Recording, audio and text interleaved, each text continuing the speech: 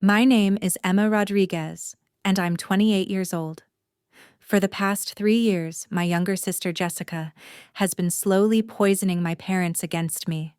She convinced them I was a failure, a disappointment, someone who would never amount to anything. Last month, she finally got what she wanted when my parents told me I was no longer welcome in their home.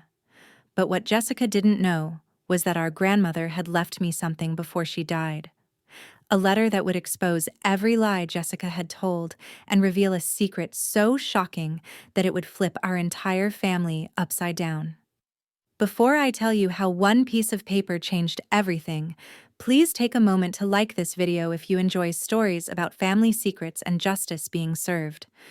I'd love to know where you're watching from. Drop a comment below and tell me what time it is there. I read every single comment, and it means the world to know I'm not alone in this. Now, let me take you back to that cold February morning when my world fell apart, and then show you how it got rebuilt in the most unexpected way. I was sitting in my small apartment in Denver, Colorado, staring at a text message that had just shattered my heart.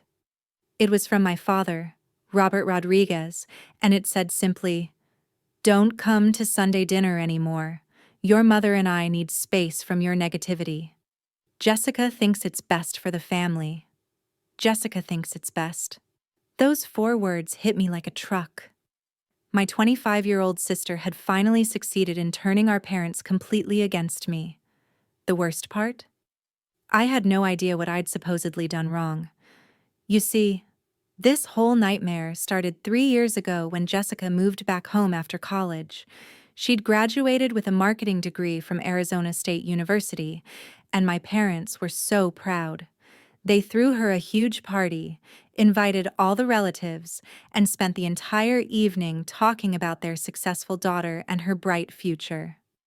Meanwhile, I was working 2 jobs just to pay rent on my tiny apartment. I had a morning shift at a local coffee shop and spent my evenings doing freelance graphic design work. It wasn't glamorous, but I was surviving. More importantly, I was building something. My design portfolio was growing, and I'd started getting regular clients who loved my work. But Jessica saw things differently. From the moment she walked back into our childhood home, she started dropping little comments about my life choices. Comments that seemed innocent on the surface, but were designed to make me look bad. "Poor Emma," she'd say during family dinners, shaking her head with fake sympathy. "Still working at that coffee shop, huh? When are you going to get a real job?" When I tried to explain that I was building my own design business, she'd laugh. "Oh, Emma's little art hobby, that's so cute. But when are you going to think about your future? About settling down and having a real career?" My parents started nodding along with these comments. They'd look at me with disappointment in their eyes, like I was some kind of failure who couldn't get her life together. It hurt more than I can describe. The thing is, Jessica had always been the golden child. She was 3 years younger than me, but somehow she'd always been the one who got the praise, the attention, the belief that she could do anything. I'd grown up feeling like I was invisible unless I was causing problems. When we were kids, if something broke in the house, Jessica would point at me and say, "Emma did it," and our parents would believe her every time. If we both got in trouble at school, somehow it was my fault for being a bad influence on my younger sister. This pattern had been going on for our entire lives, but I thought it would change when we became adults. I was wrong. Jessica moved back home and immediately started her campaign to destroy my relationship with our parents. She was subtle about it at first.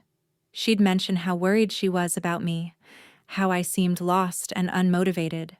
She'd suggest that maybe our parents were enabling me by continuing to include me in family events. "Maybe Emma needs some tough love," she'd say. "If you keep babying her, she'll never learn to stand on her own feet." Babying me? I lived in my own apartment, paid my own bills, and barely asked them for anything. But somehow, Jessica made it sound like I was some kind of deadbeat who was taking advantage of our parents' kindness. The worst part was watching my parents start to believe her.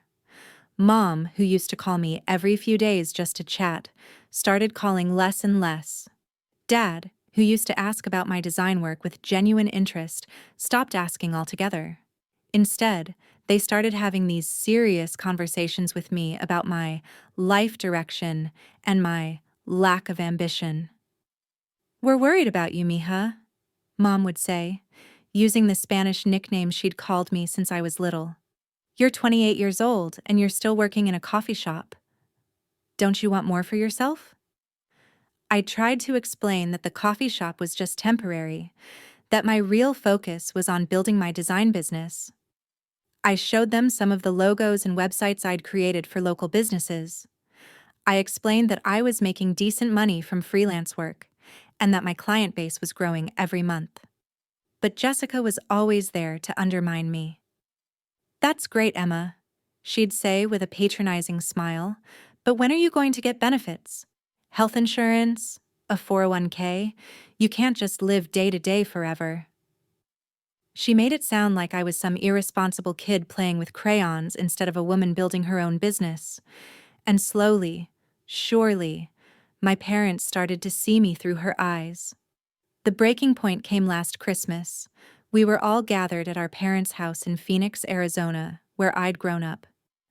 The living room was decorated with Mom's collection of Christmas angels, and the smell of her famous tamales filled the air. It should have been a perfect family moment. Instead, it became the beginning of the end. Jessica had been dropping hints all day about some big news she had to share. She kept saying, "Wait until you hear what I've been working on," with this smug smile on her face. Finally, during dinner, she made her announcement. "I got promoted," she said, practically glowing with pride. "I'm now the senior marketing coordinator for Henderson Industries. It comes with a $20,000 raise and my own office." Our parents erupted in celebration. Dad opened a bottle of champagne he'd been saving for a special occasion. Mom started crying happy tears and talking about how proud she was of her successful daughter. I was genuinely happy for Jessica. Despite everything, she was still my sister, and I wanted her to succeed. So I raised my glass and said, "Congratulations, Jess, that's amazing." But then Jessica did something that showed me exactly who she really was. "Thanks, Emma," she said, looking directly at me with cold eyes. "Maybe this will inspire you to finally get serious about your own life. It's never too late to grow up." The whole table went quiet. My parents looked uncomfortable, but they didn't say anything to defend me. They just sat there, while my younger sister humiliated me at our family Christmas dinner. That's when I realized something had to change. I couldn't keep letting Jessica define who I was in our parents' eyes. So I decided to share some news of my own. "Actually," I said, setting down my champagne glass, "I have some news too. I just signed my biggest client yet. Mountain View Resort hired me to redesign their entire brand identity. It's a 6-month project worth $75,000. I'd been planning to wait until the contract was fully signed to tell my family, but I was tired of being treated like a failure. This was a huge breakthrough for my business, the kind of project that could really launch my career to the next level. For a moment, I thought my parents would be proud. I thought they'd realize that I wasn't the aimless loser Jessica had painted me to be. Instead, Jessica laughed. Actually laughed. "Emma," she said, shaking her head like I was a child telling fairy tales, "you don't have to make up stories to impress us. We're family. We love you even if you're not successful." "Make up stories?" I stared at her in shock. "I'm not making anything up, Jessica. I can show you the contract." "It's okay," she said, reaching over to pat my hand like I was some sad, delusional person. "We understand that seeing my success might make you feel bad about your own situation, but lying isn't going to help anything." My parents were nodding along with her. They actually believed that I would lie about something like this. After 28 years of being their daughter, They thought I was the kind of person who would make up a fake business success to compete with my sister. That night, I went back to my hotel room and cried harder than I had in years. Not just because Jessica had humiliated me, but because my own parents had chosen to believe her lies over my truth. The next few months were torture. Every family interaction became an opportunity for Jessica to undermine me further. She'd make little comments about my delusions of grandeur and my inability to face reality. She convinced our parents that I was jealous of her success and acting out because of it. Meanwhile, I was actually doing incredibly well. The Mountain View Resort project was going perfectly. They loved my work so much that they'd started recommending me to other businesses in their network. I was booked solid for the next 4 months and had to start turning down projects because I couldn't handle the workload.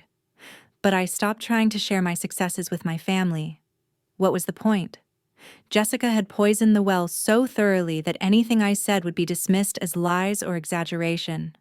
The final blow came in February, which brings us back to that text message from Dad. "Don't come to Sunday dinner anymore. Your mother and I need space from your negativity. Jessica thinks it's best for the family." I called Mom immediately, hoping she'd tell me it was all a misunderstanding. "Mija," she said, and I could hear the disappointment in her voice. "Your father and I have been talking. We think you need some time to figure out your life without relying on family dinners every week." Relying on family dinners? I couldn't believe what I was hearing. "Mom, I just come to spend time with you. I don't rely on anything from you guys." "Emma, we know you're struggling," she said gently. "And we know it's hard to watch Jessica succeed while you're still trying to find your way. But the negativity you bring to our family gatherings is affecting everyone." Negativity? I'd never said a negative word about Jessica's success. I'd congratulated her, supported her, and tried to be a good sister despite how she treated me. "What negativity, Mom? Give me one example." There was a long pause. "Jessica told us about the things you said about her promotion, how you called her work meaningless corporate nonsense and said she was selling her soul for money." I felt like I'd been punched in the stomach. "Mom, I never said any of those things. I've never said anything negative about Jessica's job." "Emma, please don't lie to me. Jessica was very upset when she told us about it." That's when I realized how deep this conspiracy went. Jessica wasn't just undermining me with subtle comments anymore. She was making up complete lies about things I'd supposedly said and done, and my parents believed every word. "I would never say those things about Jessica or anyone else," I said, trying to keep my voice steady. "She's lying to you." "Your sister doesn't lie, Emma. She's always been honest with us." Always been honest? Jessica had been manipulating our parents for years, but they couldn't see it. Or maybe they didn't want to see it. "Fine," I said, feeling utterly defeated. "If that's what you want to believe, then I guess there's nothing more to say." "We love you, Misha," Mom said. "But we think it's best if you take some time to work on yourself. When you're ready to take responsibility for your actions and your attitude, we'll be here." I hung up the phone and stared at the wall of my apartment. My own parents had just disowned me because of my sister's lies. The family I'd loved and supported my entire life had chosen to believe the worst about me without even giving me a chance to defend myself. For the next 2 weeks, I felt like I was living in a fog. I threw myself into work, finishing up projects and taking on new clients, but my heart wasn't in it. How could I focus on building my business when my own family thought I was a lying failure? I kept thinking about calling them, trying one more time to explain my side of the story. But what was the point? They'd already made up their minds about who I was. Then, on March 15th, everything changed. I was cleaning out some old boxes in my closet when I found a small wooden jewelry box that had belonged to my grandmother, Rosa Rodriguez.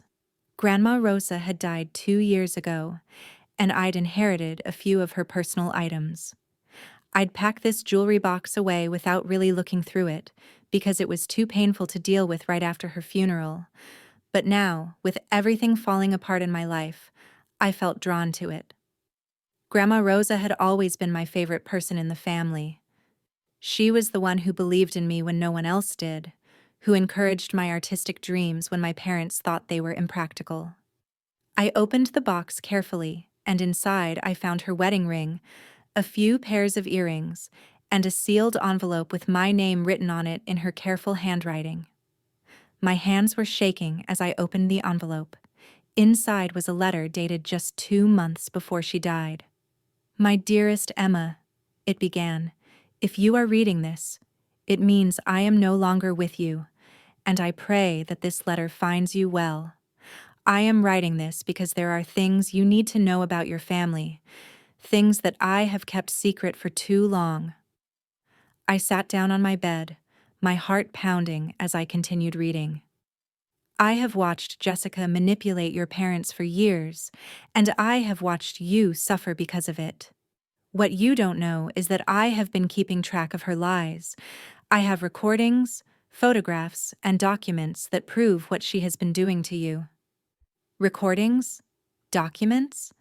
I couldn't believe what I was reading. "Your grandmother may be old, but she is not blind," the letter continued. "I saw how Jessica would say one thing to your face and another thing to your parents. I saw how she would create problems and then blame you for them. So I started documenting everything." The letter went on to explain that Grandma Rosa had been secretly recording family gatherings for the past 5 years.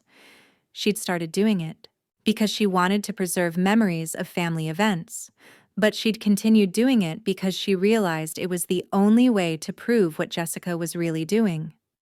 "In the safe behind my bedroom dresser," the letter explained, "you will find a key taped to the bottom of the top drawer. Use this key to open the small safe in my closet. Inside, you will find everything you need to show your parents the truth about Jessica." The letter ended with the combination to the safe, and these words: "My darling Emma, you are stronger and more talented than anyone in this family realizes. Do not let Jessica's jealousy dim your light.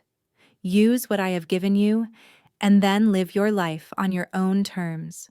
You deserve so much better than how they have treated you. All my love, Grandma Rosa." I read the letter 3 times before it really sank in.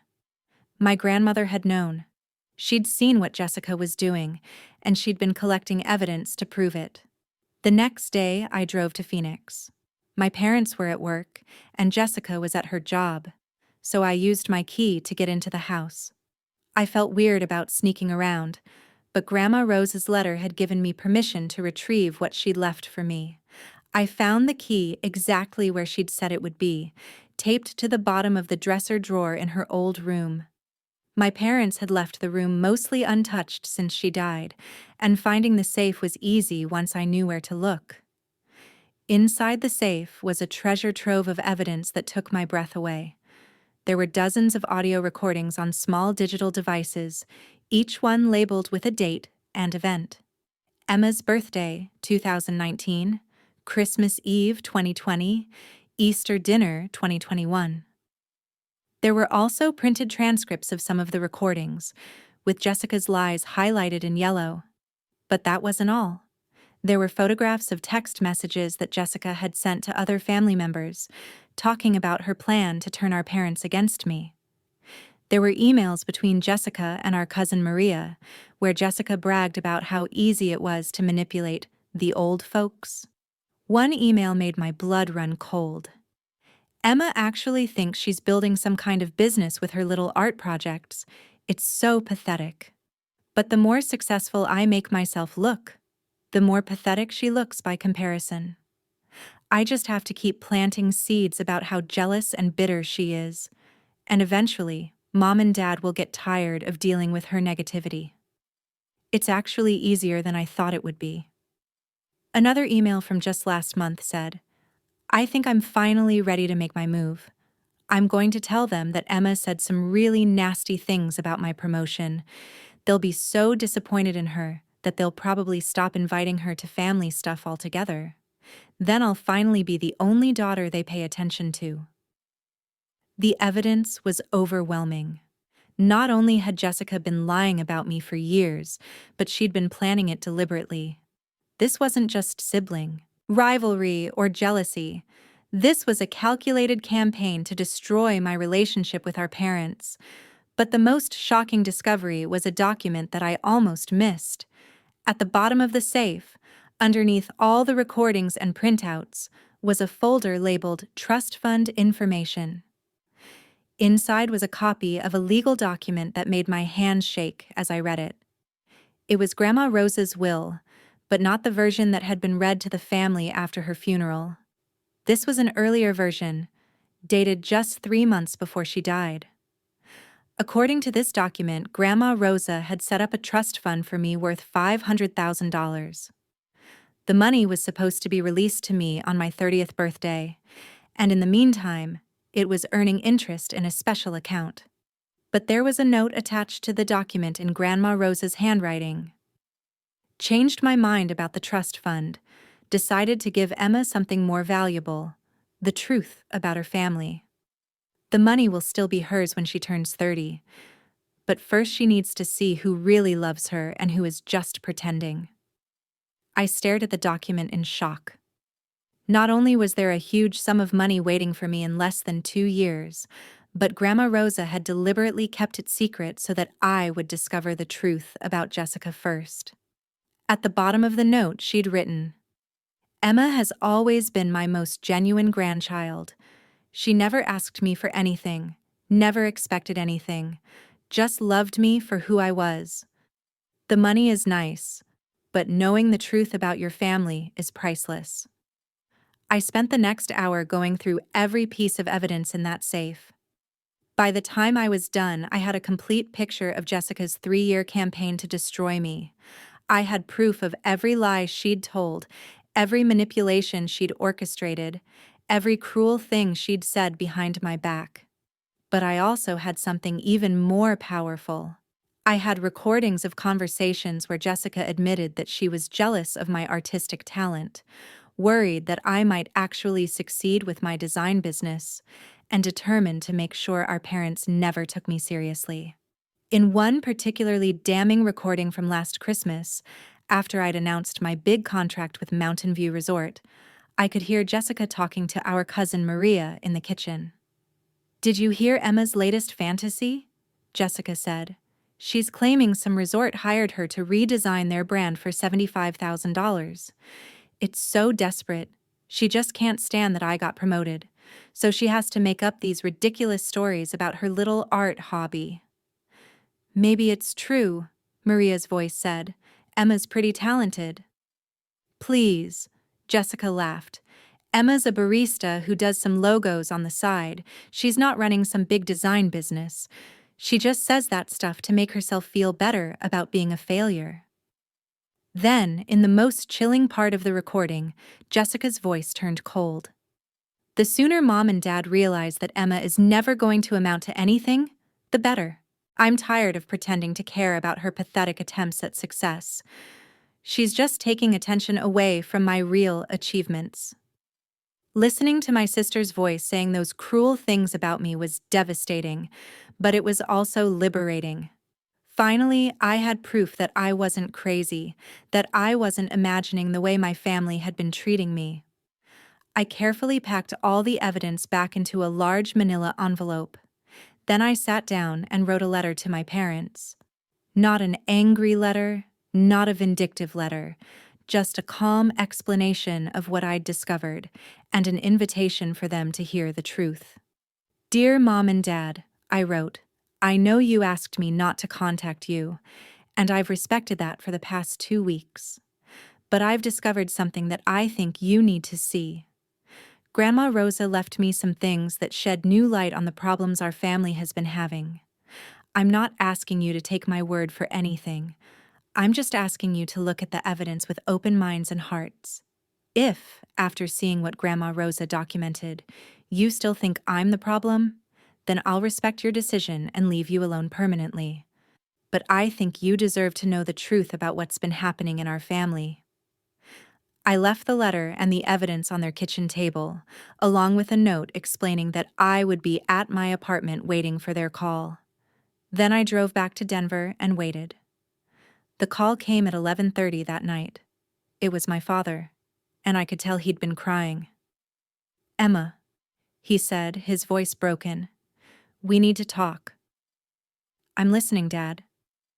"We spent the evening going through everything your grandmother left you.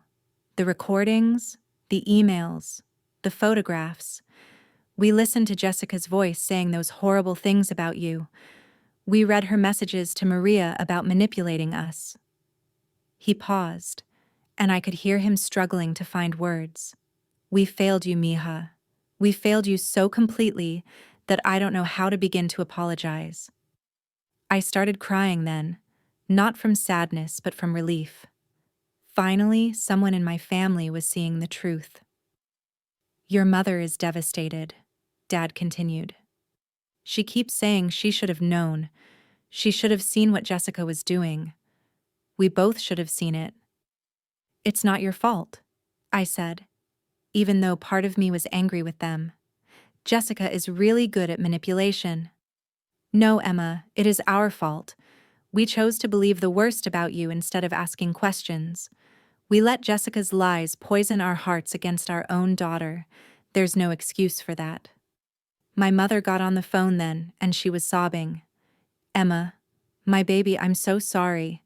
I'm so sorry we didn't believe you. I'm so sorry we let Jessica turn us against you. I don't know how to fix this." "We want to fix it," Dad said. "If you'll let us. If you can forgive us." I took a deep breath. "What about Jessica?" There was a long silence. "We confronted her tonight," Mom said. "We played some of the recordings for her. She tried to deny it at first, but when we showed her the emails to Maria, she finally admitted everything." "What did she say?" "She said she was jealous of you," Dad said quietly. "She said you were always the artistic one, the creative one, and she was afraid that if you ever got successful, we'd love you more than her." "She said she never meant for it to go this far," Mom added. "She said she just wanted to be the favorite for once." I closed my eyes, trying to process this information. Part of me felt sorry for Jessica. I could understand being jealous of a sibling, but what she'd done went so far beyond normal sibling rivalry. "Where is she now?" I asked. "She's in her room," Dad said. "She's packing. We told her she needs to find her own place." I was shocked.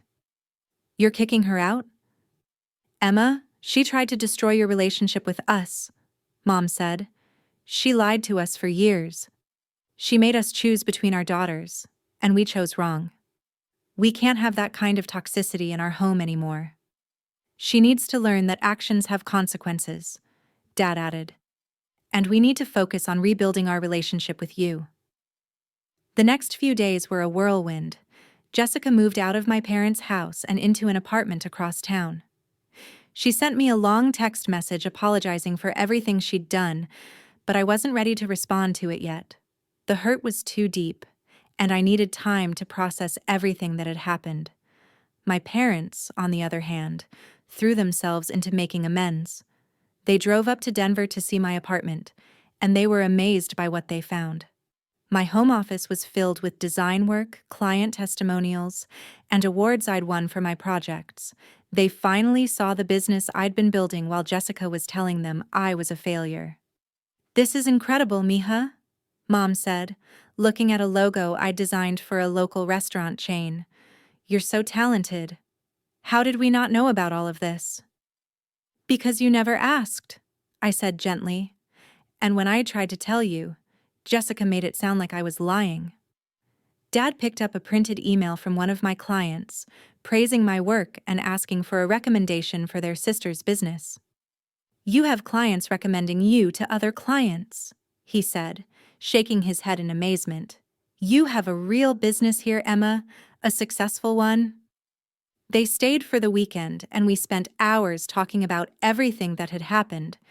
They wanted to understand how they'd been so blind to Jessica's manipulation, and I wanted to understand how they could have believed I was capable of the things she'd accused me of. I think we wanted to believe that Jessica was perfect, Mom admitted. She was our baby, and she seemed to have everything figured out. College degree, good job, clear career path. It was easier to think that you were the problem than to see that our perfect daughter was actually cruel and manipulative. We failed you as parents, Dad said. We should have listened to you. We should have asked more questions. We should have seen that Jessica's version of events never quite made sense. It was painful to hear, but it was also healing. Finally, my parents were seeing me clearly, without Jessica's lies coloring their perception. A month later, my parents threw me a party. Not a birthday party or a holiday celebration, but an Emma's Business Success party. They invited all our relatives and family friends, and they spent the evening bragging about my achievements. Our daughter Emma runs her own design company, Dad announced to everyone. She has clients all over Colorado and Arizona, and she's booked solid for the next 6 months. We're so proud of her, Mom added. She built this business from scratch, with no help from anyone. She's incredibly talented and hardworking. It felt surreal to hear them praise me like that after years of being treated like a disappointment. But it also felt right. Finally, my family was seeing me for who I really was.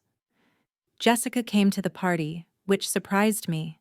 She'd been living in her own apartment for a month, and we hadn't spoken since she'd moved out. She looked tired and sad, and she kept to herself for most of the evening.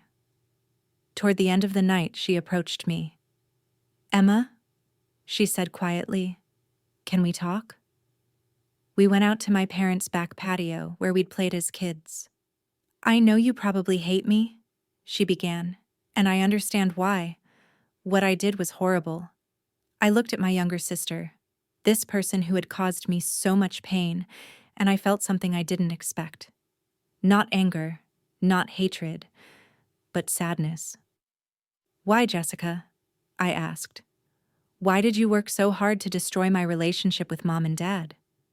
She was quiet for a long time, staring out at the desert landscape beyond our parents' backyard. "Because I was terrified," she finally said. "You were always so naturally talented at everything creative. Art, writing, design. I could see that you had this gift, and I was afraid that when you finally figured out how to use it, everyone would realize that you were the special one, not me." "But you were successful too," I said. "You had a good job, a college degree, everything Mom and Dad wanted." "But it felt hollow," she said. "My job is fine, but it's not a passion. It's just work. You had this dream, this vision for your own business, and I could see that you were going to make it happen eventually. I was jealous of your talent, and I was scared of being forgotten." She turned to look at me, tears in her eyes. "I thought if I could convince them that you were a failure, that you were never going to amount to anything, then I would always be their favorite. I thought I could make you disappear so that I could be the only daughter who mattered." It was the most honest thing Jessica had ever said to me, and it broke my heart. Not just for what she'd done to me, but for the insecurity and fear that had driven her to do it. "I'm sorry, Emma," she continued. "I'm sorry for lying about you. I'm sorry for trying to destroy your relationship with our parents. I'm sorry for making you feel like you weren't good enough when the truth is, I was afraid I wasn't good enough." I thought about everything that had happened, all the pain and confusion of the past 3 years.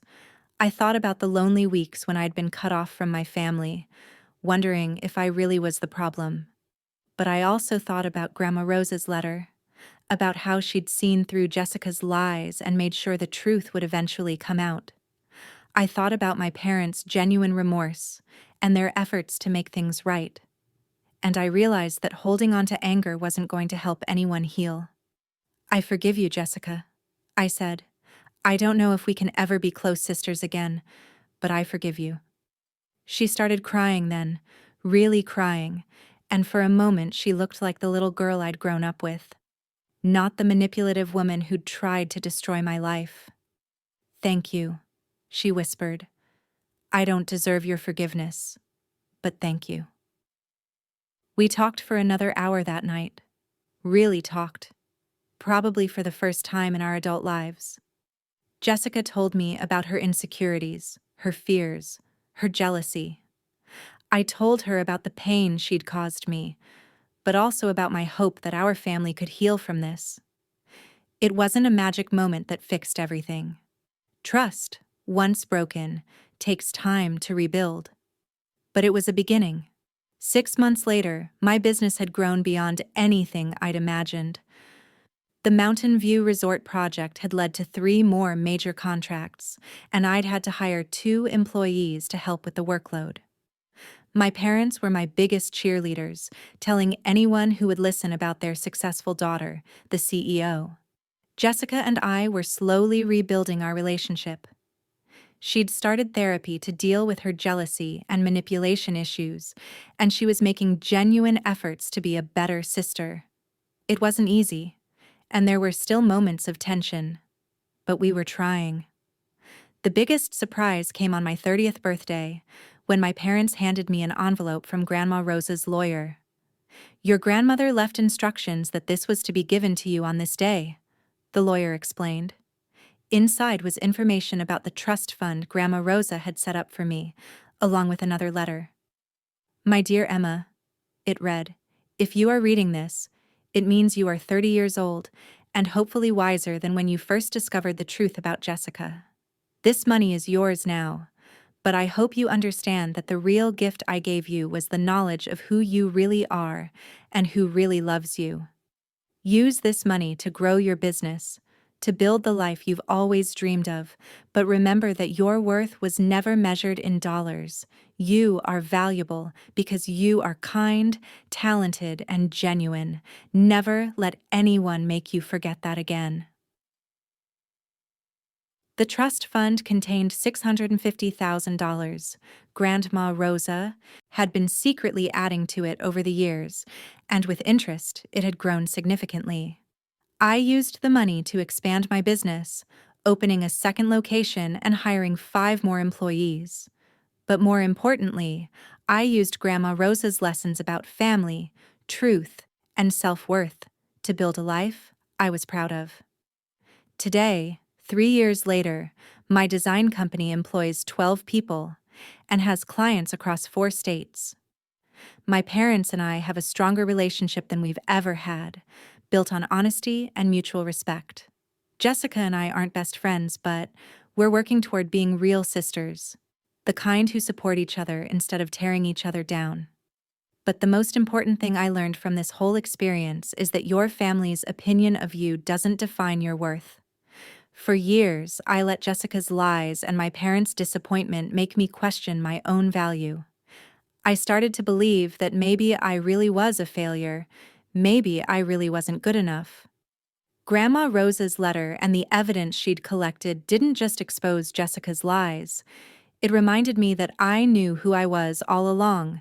I was talented, hardworking, and successful, regardless of whether my family recognized it or not. If you're watching this, and you feel invisible in your own family, if you have someone in your life who's trying to dim your light or convince others that you're not good enough, remember this: the truth always comes out eventually. Your worth isn't determined by other people's ability to see it. Document your successes, trust your instincts, and don't let anyone else's insecurity become your reality.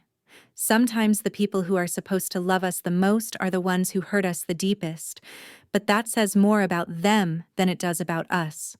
My grandmother saw me when no one else did.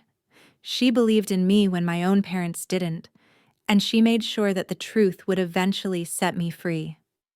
If you don't have a Grandma Rosa in your life, be your own. Stand up for yourself, document your achievements, and never let anyone convince you that you're less than you are. Thank you for listening to my story. If it resonated with you, please share it with someone who might need to hear it.